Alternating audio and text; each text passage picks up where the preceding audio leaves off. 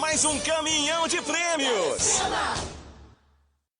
O Supremo Tribunal Federal decide que é legal o compartilhamento de dados financeiros em investigação sem autorização de um juiz. Justiça manda soltar brigadistas acusados de provocar incêndio em reserva no Pará. O delegado que efetuou as prisões é afastado do caso e a investigação da Polícia Federal aponta grileiros como responsáveis. Operação prende 6 policiais suspeitos de serem milicianos que agiam na Baixada Fluminense. Policiais chamados para averiguar uma tentativa de feminicídio descobrem um arsenal em uma casa no interior de São Paulo.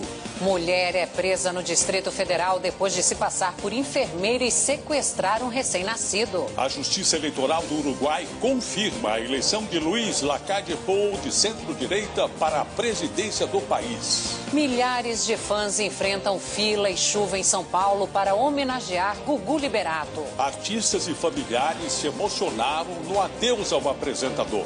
O brasileiro está vivendo mais. O IBGE diz que a expectativa de vida no país subiu para 76 anos e 3 meses.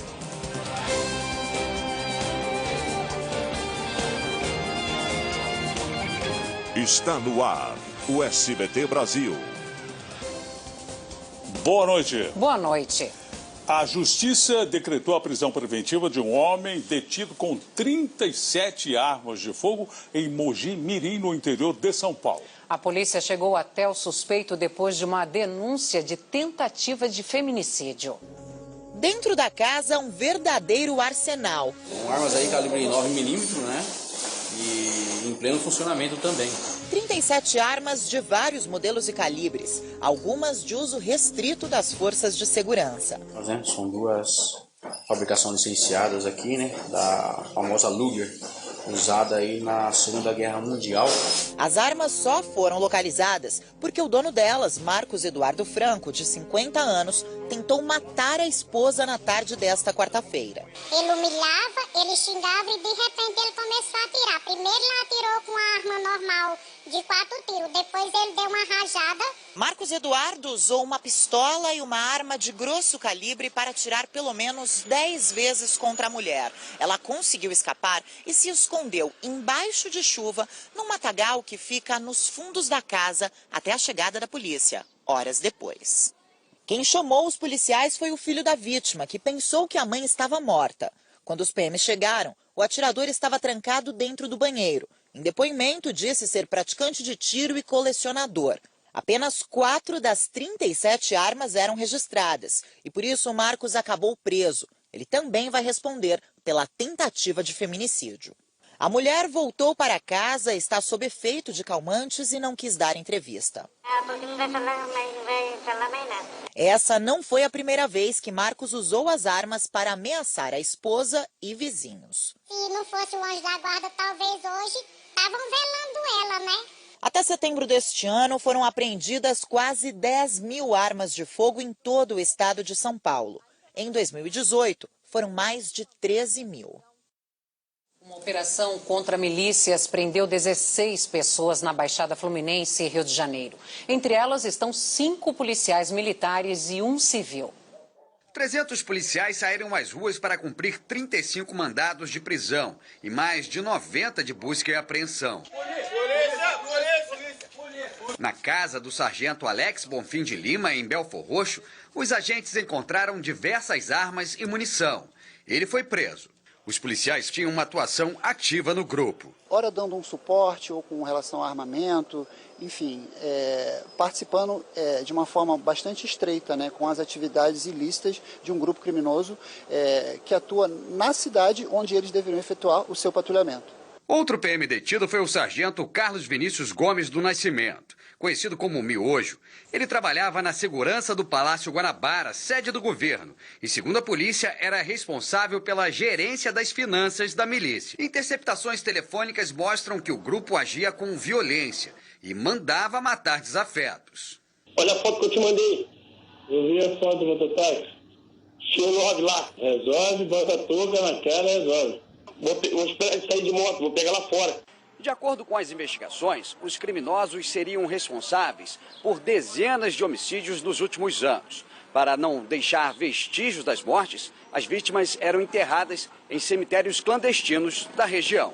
Em uma delas, nós localizamos 7 corpos e ossadas. Uma ação criminosa que tem como costume ocultar também os cadáveres de suas vítimas. Segundo os investigadores, a milícia era comandada por Domérice dos Santos, o Devagar, que está preso, com a ajuda do irmão dele, Nilton dos Santos José, conhecido como Velhão, procurado pela polícia.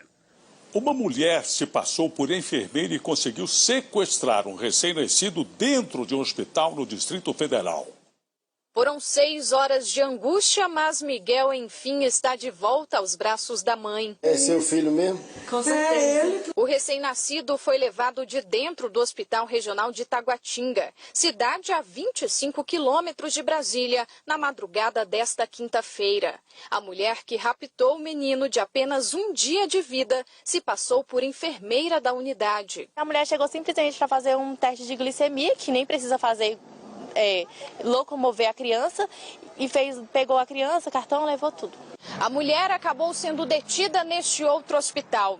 Ela veio para cá depois de encenar que estava dando à luz dentro de casa. A família, que acreditava que ela estava grávida, chamou os bombeiros. E aqui, quando os médicos examinaram a criança, desconfiaram da história, como conta essa paciente, que não quis se identificar. A médica foi examinar, não tinha nada. Nada de vestígio de que quem tinha acabado de ganhar um bebê. E falou bem assim, ó, esse bebê não tem semelhança com ela, mas tem semelhança com um bebê sequestrado. Na delegacia, Daiane dos Santos, de 23 anos, disse que estava grávida, mas perdeu o bebê em agosto e não contou à família. Por isso, planejou o sequestro. Ela usou este jaleco para enganar a mãe. Para sair do hospital, colocou o bebê dentro de uma sacola. Ela fez um reconhecimento no hospital, ela identificou o quarto onde estariam mães, e recém-nascidos. Segundo a Secretaria de Saúde do Distrito Federal, 15 seguranças estavam trabalhando no hospital no momento do sequestro. Vamos agora a outras notícias pelo Brasil. A passageira de um ônibus em São Paulo ficou ferida depois que uma pedra perfurou o teto do veículo e atingiu a cabeça da mulher. A polícia tenta descobrir agora se a pedra se soltou de um viaduto ou se foi jogada por alguém. Um exame de DNA confirmou que o corpo encontrado há 2 semanas em um lago na região metropolitana de São Paulo é de Lucas dos Santos. O adolescente de 14 anos desapareceu depois de uma abordagem policial. A Justiça do Rio de Janeiro devolveu a guarda à mãe que havia perdido a tutela do filho em julho por morar em uma favela. Na época, o juiz afirmou que seria mais seguro para a criança ficar com o pai que mora em Santa Catarina. O torcedor do Flamengo, Rogério Guinardi, foi condenado a 19 anos de prisão pela morte do torcedor botafoguense Diego Santos, no Rio de Janeiro, em 2017.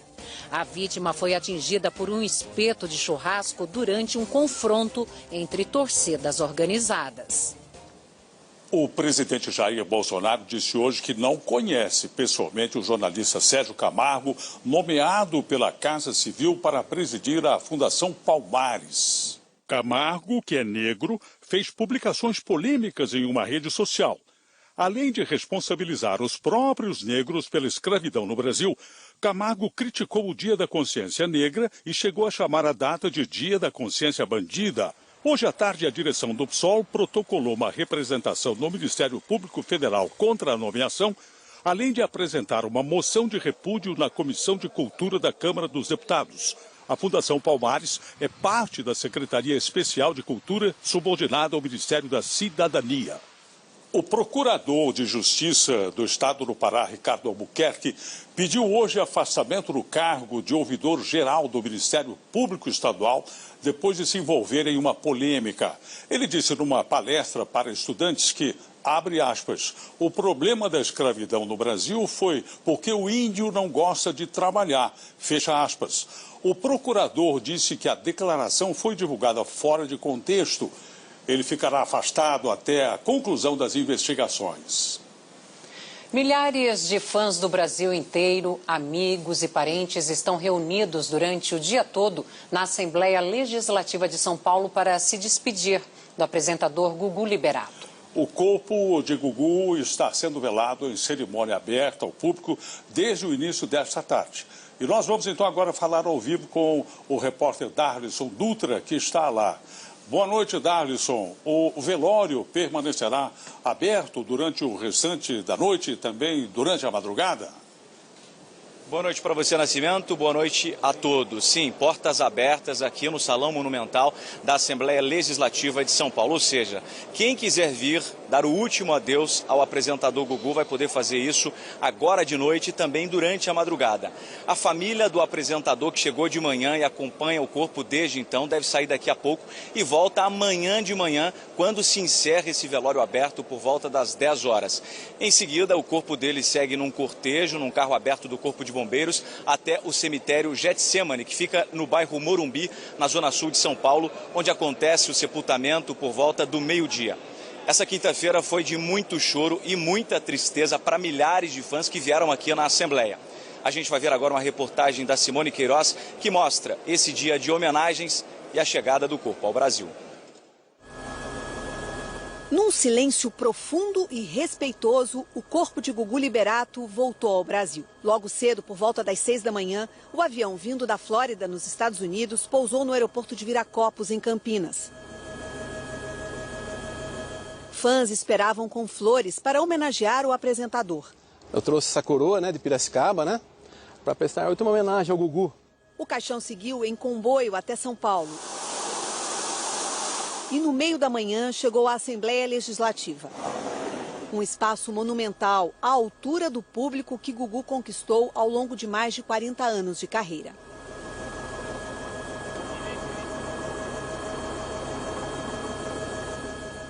Uma fila quilométrica de gente que não perdia o Gugu na TV, se divertia com ele, se emocionava com ele. Uma marcha lenta, mas que não para, assim como é a vida, mesmo depois da morte de alguém tão querido. Para muitos aqui, a vinda ao velório é mais do que uma despedida, mas uma tentativa de ter certeza de que é mesmo verdade. Até agora eu não estava acreditando. As flores seriam uma despedida, uma forma de demonstrar um pouco do meu amor por ele. Mesmo estando aqui, a gente não acredita, né? Era tanta alegria que é difícil. Eles foram os primeiros a chegar. Estão desde quarta-feira aqui.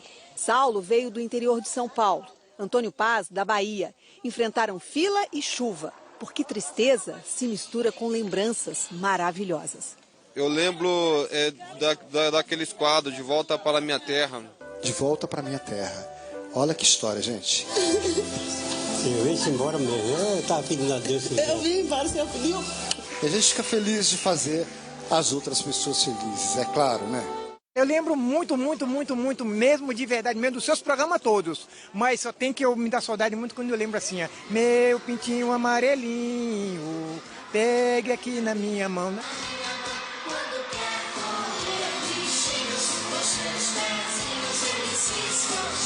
Pela primeira vez, a dor dos anônimos se misturou com a da família, dos amigos. Desde quarta-feira que eu choro, parece que ele é da minha família. Eu sou muito fã dele, a minha mãe assistia muito o programa dele.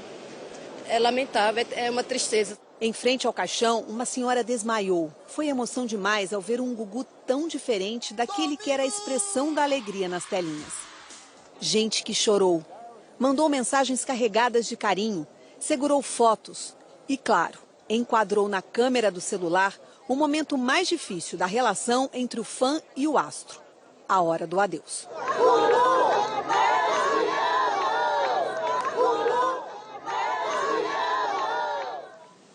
Artistas e colegas de profissão se emocionaram durante o adeus a Gugu Liberato. Os parentes vieram ao Brasil no mesmo voo em que o corpo do apresentador foi trazido. A família teve um momento reservado antes da abertura da cerimônia ao público. O filho de Gugu Liberato, João Augusto, de 18 anos, ajudou a carregar o caixão do pai na chegada do corpo à Assembleia Legislativa. A mãe do apresentador, Dona Maria do Céu, de 90 anos, chegou em uma cadeira de rodas. Ela estava muito emocionada. As filhas gêmeas de Gugu e a companheira do apresentador, a médica Rose Miriam, ficaram ao lado do caixão nas primeiras horas do velório. Os parentes não quiseram falar com a imprensa, nem precisava. A tristeza estampada no rosto de todos já dizia tudo. Dezenas de artistas vieram até a Assembleia Legislativa de São Paulo para uma última despedida. Nas muitas histórias que contaram, os colegas do apresentador falaram da simplicidade de Gugu Liberato. O legado que ele vai deixar, tudo que ele ensinou, tudo que ele aprendeu, ele passava para as pessoas. Ele era muito humilde, a humildade dele era a marca mais forte dele. O Gugu faz parte da vida de muita gente, ele faz parte da história da televisão brasileira. Que ele tem que... Eu não queria me emocionar, mas eu devo para ele. Tudo que eu tenho hoje, o que eu sou, devo a ele. Carlos Alberto de Nóbrega, Celso Portiolli e Eliana também se despediram do apresentador. Um homem que deixou um legado de muita generosidade e amor. E é assim que a gente vai sempre lembrar dele. Muitos abraços com o Gugu, muitos sorrisos, muitas brincadeiras, só boas lembranças, muito respeito. A apresentadora Sabrina Sato lembrou da primeira vez que participou do programa de Gugu Liberato. Um que eu gostava muito, eu até participei, foi do Cidade contra Cidade, quando eu tinha 8 aninhos, competi por Penápolis, eu lembro, e ganhei, ele ficou super emocionado até na hora. Ele era incrível, gente. Sinto dizer que ele era, né, incrível, como ser humano, como amigo. O cantor Luciano tentou definir Gugu Liberato em uma frase. Gugu é sinônimo de viva a noite. Então não podemos deixar de sempre viver a noite. Viva a noite! Viva a noite! Por 8-3, os ministros do Supremo Tribunal Federal decidiram pelo envio irrestrito de dados financeiros sigilosos para o uso em investigações. Agora não é mais necessária a ordem judicial para que polícia ou Ministério Público apurem movimentações suspeitas coletadas pela Unidade de Inteligência Financeira e pela Receita Federal. O julgamento foi retomado com o voto da ministra Carmen Lúcia e, com ele, a maioria do Supremo se posicionou a favor do compartilhamento integral de informações da Receita Federal com órgãos de investigação. Carmen Lúcia argumentou que o envio de dados sigilosos, sem precisar de autorização da Justiça, não vai afetar a privacidade do cidadão. Sem acesso permitido ao Estado às fontes financeiras, e especificamente encaminhadas ao Ministério Público, o combate a todas as formas, das mais simples às mais sofisticadas, de práticas criminosas, seria ineficaz. O voto seguinte foi do ministro Ricardo Lewandowski e ele seguiu o mesmo entendimento da maioria. Gilmar Mendes também concordou com o compartilhamento de dados da Receita, mas falou em cautela. O combate à corrupção não pode dar ensejo a mais corrupção. É preciso ter muita cautela para que o combatente da corrupção não se transforme num agente da corrupção. Os ministros Marco Aurélio e Celso de Mello votaram de forma diferente. Foram contrários ao compartilhamento de informações da Receita Federal sem o aval da Justiça, mas foram vencidos pelos votos dos colegas. Em relação à Unidade de Inteligência Financeira, o antigo COAF, a maioria votou no sentido de manter o envio de dados detalhados. Com essa decisão, 935 investigações suspensas voltam a ser analisadas pela Justiça. Entre elas, a ação penal contra o senador Flávio Bolsonaro. A decisão tem repercussão geral, ou seja, passa a valer para todos os processos semelhantes. A Federação dos Bancos, Febraban, criticou hoje a decisão do Banco Central de limitar os juros do cheque especial em 8% ao mês. Bom, ao mesmo tempo em que reduziu o juro, o Banco Central autorizou os bancos a cobrar uma nova tarifa dos correntistas. Essas medidas entram em vigor no ano que vem. O cheque especial para a dona do brechó é uma prisão da qual tenta sair há 2 anos. Você tem que estar sempre renovando estoque e tal, e termina caindo nessa cilada, né, do cheque especial. Só que daí virou uma bola de neve, não consegui mais pelo fato do juro ser muito alto mesmo. Agora há uma esperança de sair dessa. Se conseguir esse 8% já vai nos ajudar muito mesmo. O limite de 8% passa a valer em 6 de janeiro para novos contratos. Para os clientes que já têm cheque especial, será em 1º de junho. Hoje, os juros médios do cheque especial estão em 12% ao mês. Outra mudança é que os bancos poderão cobrar tarifas para quem tem mais de R$ 500 de limite. A tarifa pode chegar a até 0,25% do valor limite. A FEBRABAN, Federação Brasileira de Bancos, afirmou em nota que compartilha a preocupação do governo com o alto custo de crédito no país, mas demonstrou não ter ficado à vontade com a limitação oficial dos juros do cheque especial. Para a FEBRABAN, as taxas poderiam cair com a diminuição da burocracia e o estímulo à concorrência. Mesmo com a adoção de um limite, é preciso atenção às taxas cobradas. Por ano, os juros médios do cheque especial estão em 306% e devem cair para 150%. Uma cobrança ainda alta, segundo este economista. Eu costumo dizer que o uso do cheque especial é como se fosse uma droga financeira. As pessoas começam usando devagar, vão criando uma dependência e depois é muito difícil escapar dela. Os deputados do Chile aprovaram a redução do salário dos parlamentares e também do presidente Sebastián Piñera para tentar conter a onda de manifestações no país. A medida, que ainda precisa da aprovação do Senado, vale por 60 dias e prevê um corte de 50% na renda dos parlamentares e do chefe de Estado chileno. Uma comissão especial agora vai definir novos tetos salariais. O presidente americano Donald Trump assinou uma lei que permite sanções contra a China em caso de violação dos direitos humanos em Hong Kong. O governo chinês prometeu retaliações. Subiu para 46 o número de mortos no terremoto que atingiu a Albânia há 2 dias. Segundo as autoridades, a possibilidade de se encontrar sobreviventes é mínima. Nos Estados Unidos, uma motorista foi presa depois de ser flagrada bebendo cerveja enquanto dirigia um ônibus escolar com mais de 30 estudantes. A denúncia foi feita por um funcionário da loja onde a mulher comprou a bebida. Em instantes. A expectativa de vida para nós brasileiros sobe para 76 anos e 3 meses. Voltamos já já.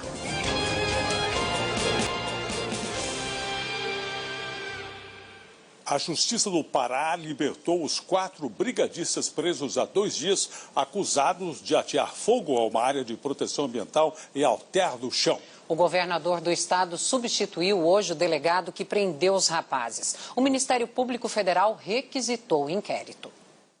Os 4 rapazes são voluntários da Brigada de Alter do Chão, uma das praias mais famosas do rio Tapajós, em Santarém, no oeste do Pará. Eles atuaram no combate ao incêndio em setembro em uma área de proteção ambiental. Em 3 dias, mais de 400 hectares de floresta foram queimados.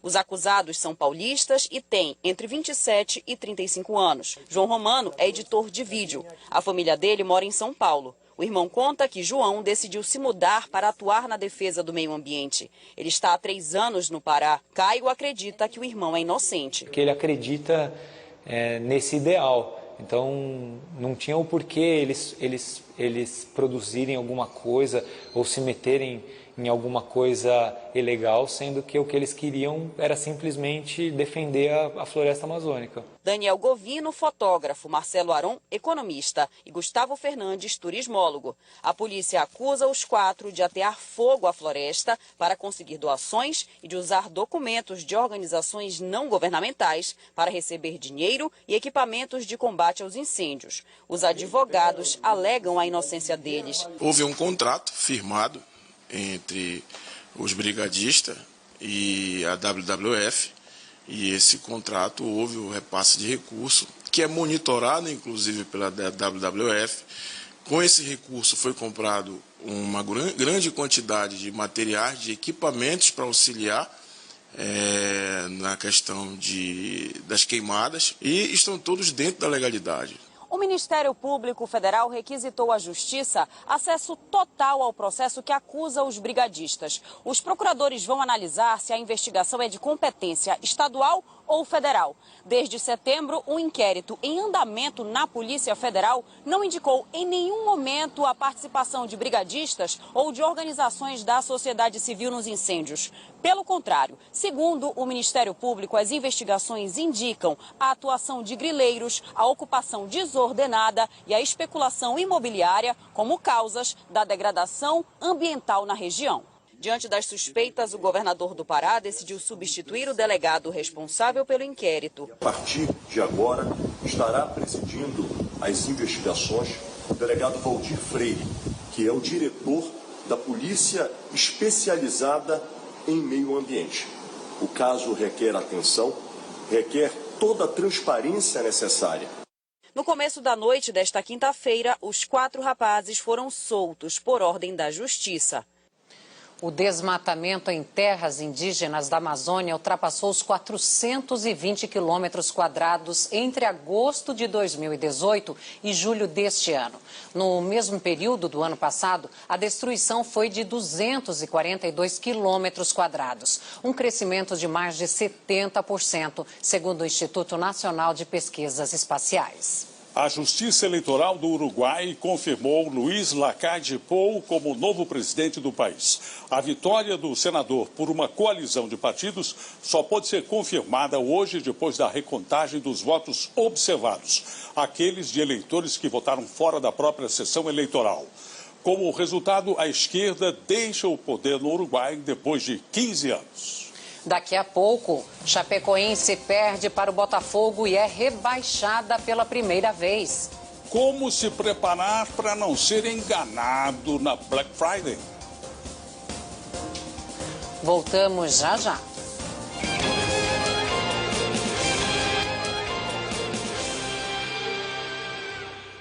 E voltamos a falar agora sobre o velório do apresentador Gugu Liberato. O repórter Darlisson Dutra está na Assembleia Legislativa de São Paulo.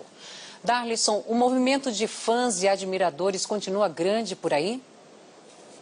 Analice, a chuva pelo menos deu uma trégua, mas a fila aqui do lado de fora é gigante e a espera é muito longa. Tem gente que aguarda 4 horas para se despedir do Gugu.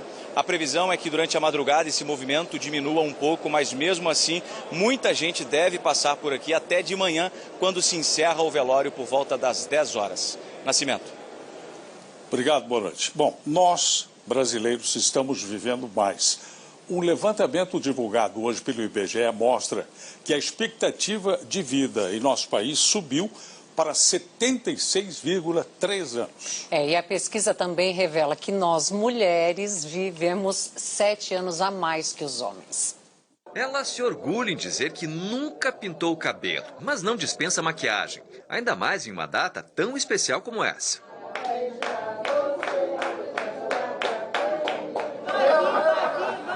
É assim que Dona Maria José chegou aos 89 anos. A pessoa que leva a vida num humor positivo, saudável, ela leva uma vantagem sobre as outras.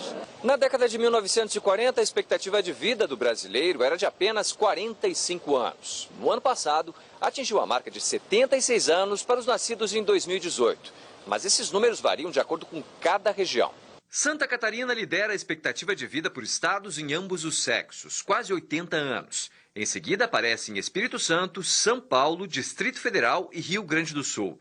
Entre os que tiveram os menores índices se destacam Maranhão e Piauí. Quando a gente fala em desenvolvimento, são vários fatores ligados à questão de infraestrutura, de saneamento básico, de coleta de lixo, né, de água encanada, de qualidade chegando na casa dos indivíduos, né, e isso tem um impacto direto na questão da longevidade, da mortalidade das pessoas.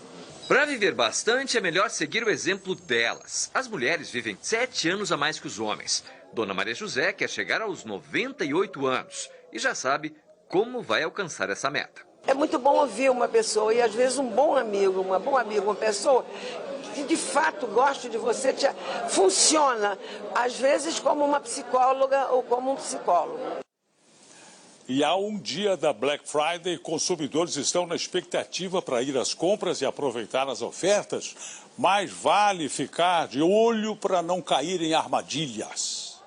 Pelas lojas, os cartazes com promoções atraem os consumidores. Comprei por R$300 ao menos. A Black Friday, uma tradição americana em que as lojas fazem uma grande promoção na última sexta-feira de novembro, aquece o mercado de varejo. Até o meio-dia desta quinta-feira, só as lojas online já tinham vendido quase 150 milhões de reais. 24% a mais do que no ano passado. Confesso que pela internet às vezes compensa um pouquinho mais do que comprar na loja. Aqui no Brasil, a Black Friday começou apenas pela internet lá em 2010. Mas logo grandes redes varejistas aderiram às promoções, que hoje se estendem ao longo de todo o mês de novembro. Mas para Black Friday não virar Black Fraude, o consumidor precisa ficar atento. Preços que aumentam logo antes da promoção, frete mais caro do que o produto e a falta de estoque são algumas das armadilhas mais comuns.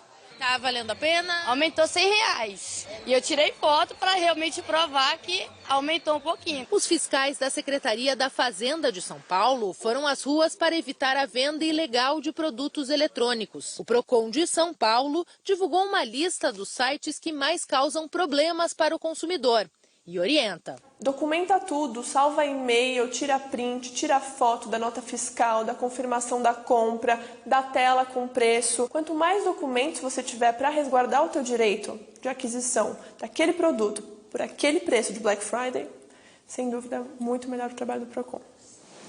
A tragédia com o avião da Chapecoense completa 3 anos amanhã e o Ministério Público Federal entrou com uma ação civil pública que pede a reparação para as vítimas. E no Campeonato Brasileiro a situação é das piores. A Chape perdeu para o Botafogo e foi rebaixada pela primeira vez na Série A.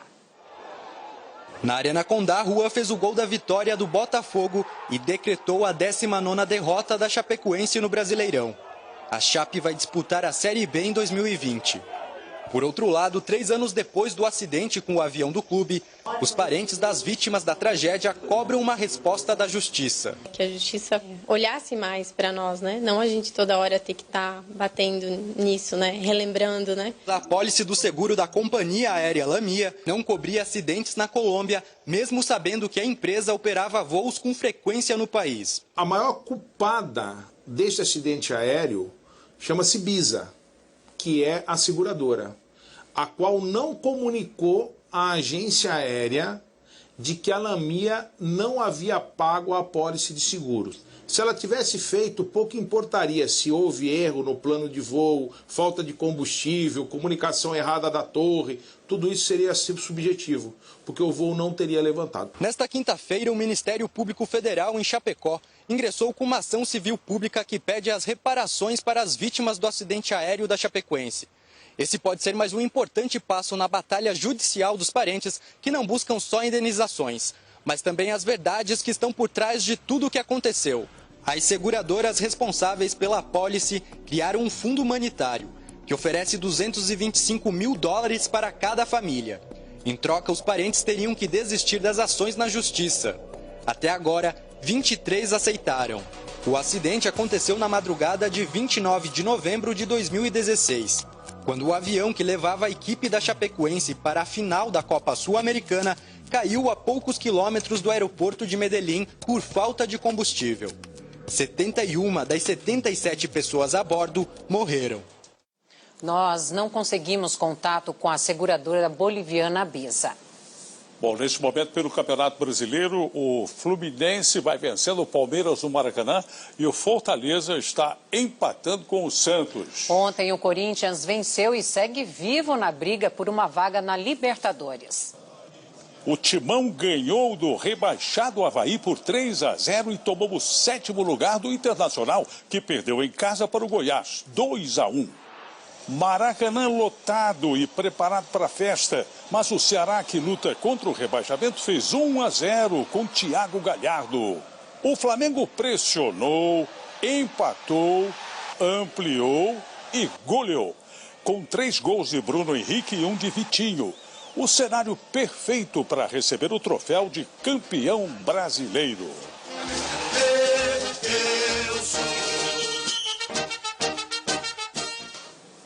Uma boa noite. Boa noite.